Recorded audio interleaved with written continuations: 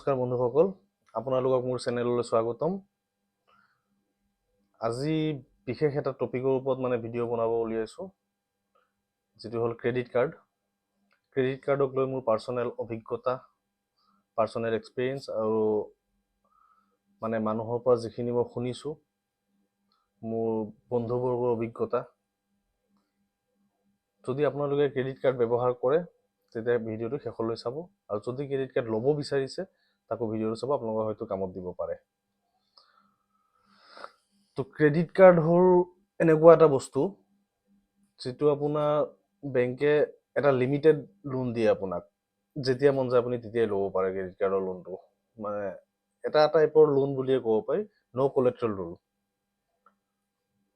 তো আপোনাৰ জিৰ' কোলেট্ৰেল লোনত আপুনি এটা বস্তু মনত ৰাখিব, সদায় লোনত আপুনি কিবা এটা বস্তু বন্ধক ৰাখি কেনে যদি লোন লয়, তাৰ ৰেট অফ ইণ্টাৰেষ্ট সদায় কম থাকিব।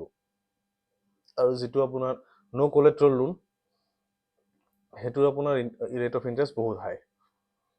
কাৰণ আপোনাৰ ওচৰত বেংকৰ তাত একো অপশ্যন নাথাকে ন। যদি আপুনি ক্ৰেডিট কাৰ্ডৰ বিল নিদিওঁ বুলি কয় বা আপুনি ডিউ টু পে'মেণ্ট নকৰে, বেংকে ৰিকভাৰ কৰাৰ কোনো ৰাস্তা নাই। আপোনাক নটিচ পঠিয়াব পাৰিব। বেংকৰ ওচৰত ধৰক ছিকিউৰিটি একো নাথাকে। তো তেনেকুৱা ধৰণৰ লোন সদায় মনত ৰাখিব, যিবিলাক আপোনাৰ ন' কোলেট্ৰেল লোন, সেইবিলাকৰ ৰেট অফ ইণ্টাৰেষ্ট সদায় হাই। তো ক্ৰেডিট কাৰ্ডৰ ইণ্টাৰেষ্ট যদি ডিউ পে'মেণ্ট নকৰে, অলমষ্ট 30 পৰা 45% ইণ্টাৰেষ্ট লয়। তো ক্ৰেডিট কাৰ্ডটো কি, কিছু ক্ষেত্ৰত বহুত ভাল, ব্যৱহাৰ ভাল ব্যৱহাৰ জানিলে বহুত ভাল, ব্যৱহাৰ নাজানিলে বহুত ভয়ংকৰ। মোৰ পাৰ্চনেল অভিজ্ঞতাৰ পৰা মই কওঁ, মোৰ যিখিনি ক্ৰেডিট কাৰ্ডৰ লিমিট আছিলে, ক্ৰেডিট লিমিটটো অলমষ্ট প্ৰত্যেক মাহত মই গোটেইখিনি শেষ কৰোঁ। য'ত কাপোৰ মই এযোৰ ল'লে হয়, কাপোৰ মই 3 যোৰ লওঁ। য'ত ধৰক 1000 টকা বাহিৰত খৰচা কৰিলে হৈ যায়, সেইটো মই ভাল ভাল মল বা ভাল ক'ৰবাত গৈ কেনে মই 3000 টকা ছেম বস্তুৱে কিনি আছোঁ। তো ক্ৰেডিট কাৰ্ডে মানুহৰ স্বভাৱ চৰিত্ৰত বহুতখিনি এফেক্ট কৰে। আপোনাৰ খৰচৰ বান্ধোন, যিটো আমাৰ নিয়মিত বান্ধোন ছিঙি যায়। কাৰণ আপুনি দেখা নাপায় ন, আপোনাৰ হাতৰ পৰা পইচা গৈ থকা নাই। ধৰক আপুনি পইচাটো এতিয়া দিবলগীয়া নহয়, আপোনাৰ ক্ৰেডিটৰ লিমিট আছে, বিন্দাছ আপুনি খৰচা কৰিছে। তাৰপিছত ধৰক আপোনাৰ মাহত এটা সময় আহিব, অমুক দিনাখন আপোনাৰ পে'মেণ্ট কৰিবলগীয়া ডিউ ডেট থাকিব, সেইদিনাখন বহুত দিগদাৰ হয়। তো যদি আপোনালোকে ক্ৰেডিট কাৰ্ড ইউজ কৰি আছে, মোৰ হিচাপত 30% মেক্সিমাম লিমিট ইউজ কৰক। খুব দৰকাৰী কামত ক্ৰেডিট কাৰ্ডটো ব্যৱহাৰ কৰক, যেনে ধৰক আপোনাৰ হস্পিটেলত কিবা ইমাৰ্জেঞ্চি হ'ল, বা আপুনি কেছ পইচাত কিবা এটা বস্তু ল'ব বিচাৰিছে, কিন্তু ক্ৰেডিট কাৰ্ডত ল'লে আপুনি ৰিৱাৰ্ডছ পাই আছে বা কেছবেক কিবা পাই আছে। তো আপুনি ক্ৰেডিট কাৰ্ডত ইউজ কৰক। আপোনাৰ ধৰক ডিউ ডেটত আপুনি ফুল পে'মেণ্ট কৰি দিব। আৰু এটা কথা, ক্ৰেডিট কাৰ্ডত ফুল পে'মেণ্ট সদায় কৰিব চেষ্টা কৰিব। ক্ৰেডিট কাৰ্ডত আপুনি মিনিমাম ডিউ পে'মেণ্ট কেতিয়াও নকৰিব, পৰাপক্ষত নকৰাকৈ থাকিব। আপোনাৰ ক্ৰেডিট কাৰ্ডত 20,000 টকা আপুনি যদি ব্যৱহাৰ কৰে, তো 20,000 টকা ব্যৱহাৰ কৰিলে আপোনাৰ ওচৰত টোটেল এমাউণ্ট ডিউ আহিব 20,000। মিনিমাম এমাউণ্ট ডিউ আপোনাৰ ওচৰত আহিব 1,500 বা 1,000।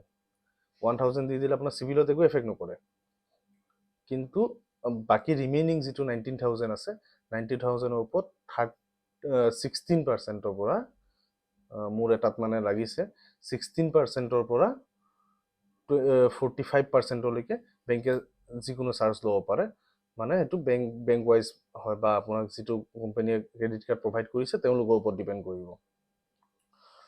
তো অলমষ্ট অভাৰঅল এক্সপিৰিয়েঞ্চত মোৰ হিচাপত ক্ৰেডিট কাৰ্ড ব্যৱহাৰ নকৰাটো অতি গুৰুত্বপূৰ্ণ,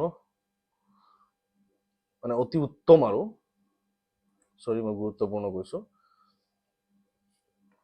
ক্ৰেডিট কাৰ্ড নথকাটো চবতকৈ বেষ্ট। ক্ৰেডিট কাৰ্ড যদি আপুনি ব্যৱহাৰ কৰে, বহুত হিচাপত ব্যৱহাৰ কৰিব লাগে। ক্ৰেডিট কাৰ্ডত এনেকুৱা মানুহৰ খৰচ কৰা কোনো লিমিট নোহোৱা হৈ যায়গৈ। মোৰ লগৰ এজন, তেওঁৰ কাহিনীটো মই অলপ চমুকৈ আপোনাক দাঙি ধৰোঁ। তেওঁ ক্ৰেডিট কাৰ্ডত বজাৰ কৰে, ক্ৰেডিট কাৰ্ডৰ লিমিট ইউজ কৰি আছে, চব ঠিকে আছে, মানে যেতিয়ালৈকে তেওঁৰ ইনকাম বহুত ভাল চলি আছে তো ঠিকে আছে। মাজতে মই তেওঁক ক'লো মানে মোক কিবা এটা বস্তু লাগে, তেওঁৰ ক্ৰেডিট কাৰ্ডটোৰ পৰা ল'বলৈ বিচাৰিছিলোঁ। মানে তেওঁৰ ক্ৰেডিট কাৰ্ডৰ অফাৰটো মানে মোৰ ক্ৰেডিট কাৰ্ডতকৈ বেষ্ট আছিলে। তাৰপিছত তেওঁ মোক কৈছে মোৰ ক্ৰেডিট কাৰ্ডত এটকাও লিমিট নাই আৰু টোটেল এমাউণ্ট ডিউ হৈ আছে আৰু ইণ্টাৰেষ্ট লাগি আছে। মই কৈছোঁ কিয়?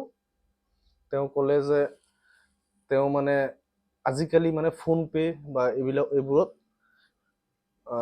ৰেণ্ট অন ক্ৰেডিট কাৰ্ড বুলি এটা অপশ্যন আছে। আপুনি ৰেণ্ট পে'মেণ্ট কৰিব পাৰে ক্ৰেডিট কাৰ্ডৰ পৰা। তো ৰেণ্ট পে'মেণ্ট কৰিবলৈ ক্ৰেডিট কাৰ্ডে আৰু চাই নাথাকে আপুনি মানে লেণ্ডলৰ্ডৰ একাউণ্টত পে'মেণ্ট কৰিছে নে বেলেগৰ একাউণ্টত। আপুনি বেলেগ কোনোবা এটা একাউণ্টতো পে'মেণ্ট কৰিব পাৰে। তো ক্ৰেডিট কাৰ্ডৰ পৰা লেণ্ডলৰ্ডৰ একাউণ্টত লৈ যোৱা বুলি মানে পে'মেণ্ট কৰি দিছে তেওঁ। 50,000 পে'মেণ্ট কৰিলে 2,000 নে 1,000 এনেকুৱা কিবা এটা মানে চাৰ্জ লয় তেওঁলোকৰ, ছাৰ্ভিচ চাৰ্জ দিলে। চব কৰাৰ পিছত তেওঁলোকৰ মানে সেই পে'মেণ্টটো সেই সময়ত নাপালে। ক্ৰেডিট কাৰ্ড যেতিয়া ডিউ আছে সেইটো সময়ত তেওঁৰ পে'মেণ্টটো ৰিকভাৰ নহ'ল বা পে'মেণ্ট কৰিব নোৱাৰিলে। তো তেতিয়াৰ পৰা আজিৰ ডেটলৈকে মানে প্ৰায় 3 মাহমান হ'ল তেওঁ ক্ৰেডিট কাৰ্ডৰ সেই পে'মেণ্টখিনি কৰিবই পৰা নাই। তে আপুনি ধৰক ক্ৰেডিট কাৰ্ডত যিটো EMI কৰে, EMIত আপোনাৰ ছাৰ্ভিচ চাৰ্জ ল'ব 4-5% ছাৰ্ভিচ চাৰ্জ লয়, যিটো এমাউণ্ট আপুনি EMI কৰে। তাৰপিছত EMIত ৰেট অফ ইণ্টাৰেষ্ট ল'ব 16 পৰা 18% বা কিছুমানে 25%, আপ টু 45%লৈকেও ৰেট অফ ইণ্টাৰেষ্ট লয়। আপুনি সেইটোও গ'ল, মান্থলি আপোনাৰ বিল জেনেৰেট হ'ল। মানে ধৰক আপুনি এটা ক্ৰেডিট কাৰ্ডতে একেখিনি লিমিটক আপুনি 50,000ক আপুনি 1 লাখলৈকে ধাৰ মাৰিব লাগিব, এনেকুৱা হৈ যায়। মোৰ ক্ৰেডিট কাৰ্ডতো বহুত ধাৰ লাগিছিলে, তো মই অলপকৈ ডিউ ক্লিয়াৰ কৰি এতিয়া অলমষ্ট মোৰ ক্ৰেডিট কাৰ্ড ডেট ফ্ৰী। আৰু মই তেতিয়াৰ পৰা মানে ক্ৰেডিট কাৰ্ড নমস্কাৰ। ক্ৰেডিট কাৰ্ডত মই মানে অত্যন্ত জৰুৰী হ'লে ক্ৰেডিট কাৰ্ড ইউজ কৰোঁ, নহ'লে আদাৰৱাইজ ক্ৰেডিট কাৰ্ড মই ইউজ নকৰোঁ। মানে আপোনাৰ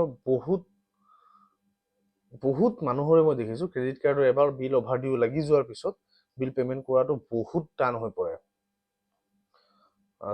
তেওঁলোকৰে মানে আজি EMI কালি EMI মানে জালৰ পৰা কেতিয়াও মানে উদ্ধাৰ হ'ব নোৱাৰে তেওঁলোক। তো চাওক আপোনালোকে ক্ৰেডিট কাৰ্ড মোৰ হিচাপত ব্যৱহাৰ নকৰাটো বহুত বেষ্ট। আৰু ৰাখিলেও ক্ৰেডিট কাৰ্ড ৰাখিব পাৰি, কিন্তু অত্যন্ত জৰুৰী যেনে ধৰক আপোনাৰ মেডিকেল ইমাৰ্জেঞ্চি তেনেকুৱা দিনত মানে আপুনি ইউজ কৰিব পাৰে। আৰু ক্ৰেডিট কাৰ্ডৰ ভাল গুণখিনি শুনক এতিয়া। ক্ৰেডিট কাৰ্ডৰ ভাল গুণ আছে, আপুনি ডিউ ডেটৰ আগত যদি পে'মেণ্ট কৰে 0% ইণ্টাৰেষ্ট। ক্ৰেডিট কাৰ্ডৰ আপুনি যদি ভালকৈ পে'মেণ্ট কৰি আছে আপোনাৰ চিভিল স্ক'ৰ আপ হ'ব।